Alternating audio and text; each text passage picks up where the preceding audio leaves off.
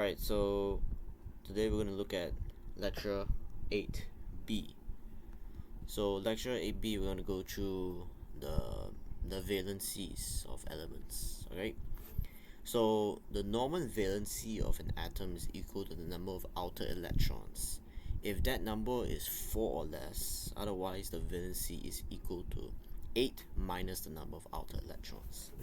So you can see how we have group 1 down there, right, which is alkane metals. Typically we have lithium and sodium, right? They consist of 1 valence electron. You can see we have group 2, which is earth alkane metals, followed by the boron group, and then the carbon, nitrogen, oxygen, and so on and so on, right? You can see how their electrons change as you move from left to right of the periodic table. So this is another example. You can see how sodium Na is in group 1, so it has 1 valence electron, meaning it has a charge of Na+.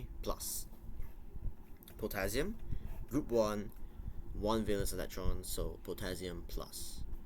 Calcium is in group 2, which is earth alkane metals, has a valency of 2 electrons, therefore Na2+.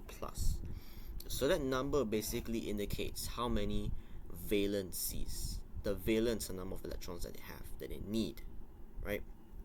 And aluminium, which is in group 13, has 3 valencies, therefore aluminium 3+. Now, valency example atoms that participate in covalent bonding. You can see how carbon, group 14, so 4 valencies. Known of bonds, we have 4 bonds for carbon, right? And an example compound will be CCl4.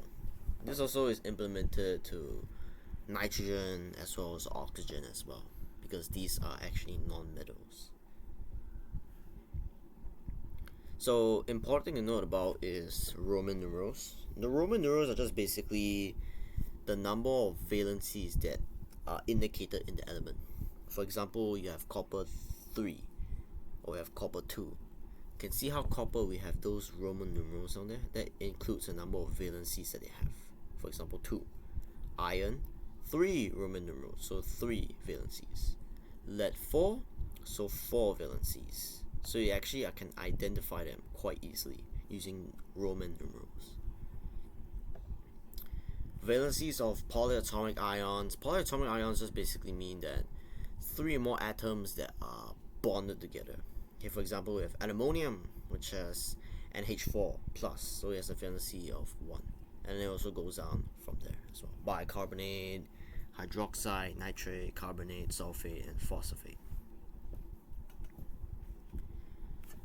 To methods to actually deduce chemical formulas, we usually use the crisscross method. So you can see how we have NaO, and we use the crisscross method to actually drag the 2 in this direction and the 1 to this direction. Therefore, it will form Na2O. The reason why the 1 doesn't appear there because 1 just refers to 1 oxygen, right? And another one, we have aluminum oxide. So you can see how we use the crisscross method.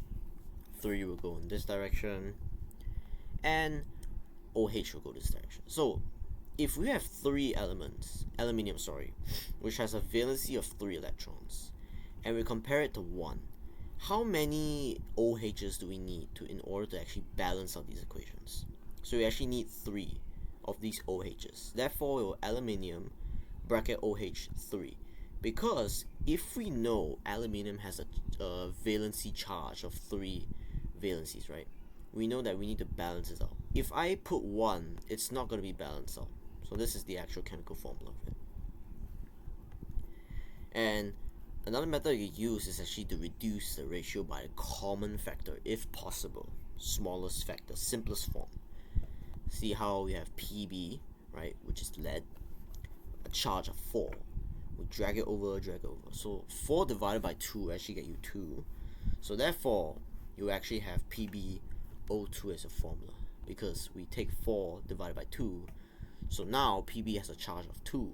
So we need 2 oxygens to actually balance out the charge of actual lead itself.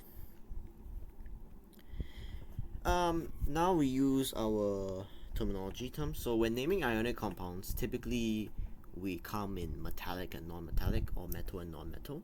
So typically the metal won't change its name, but for the non-metallic or the non-metal, last name will actually end with IDE. Or I can give an example.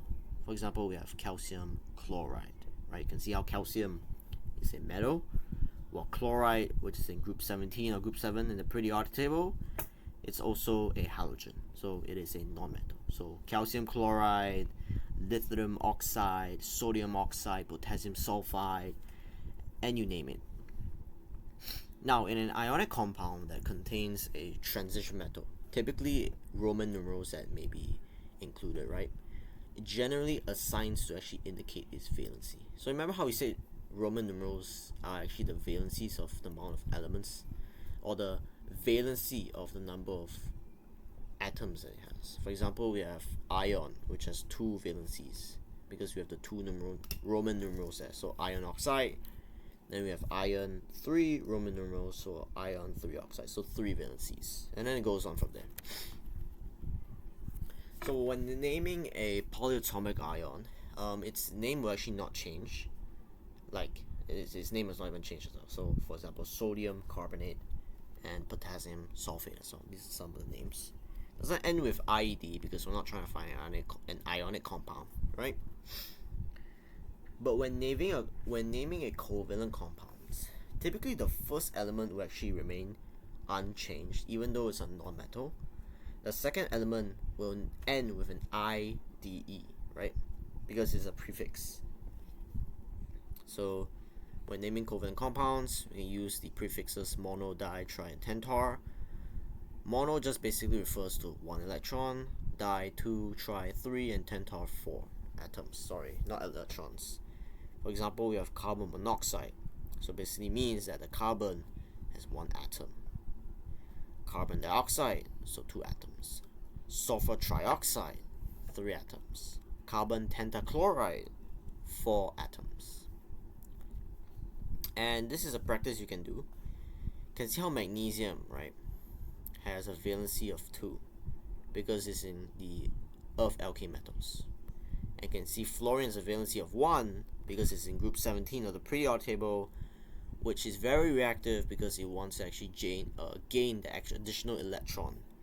So therefore, if we use the crisscross method, you should get magnesium fluoride 2 because we need 2 fluorines to balance out the charge of 1 magnesium charge itself.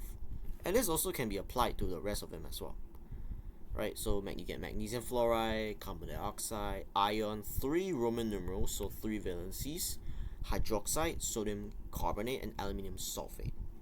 And that is it for this lecture.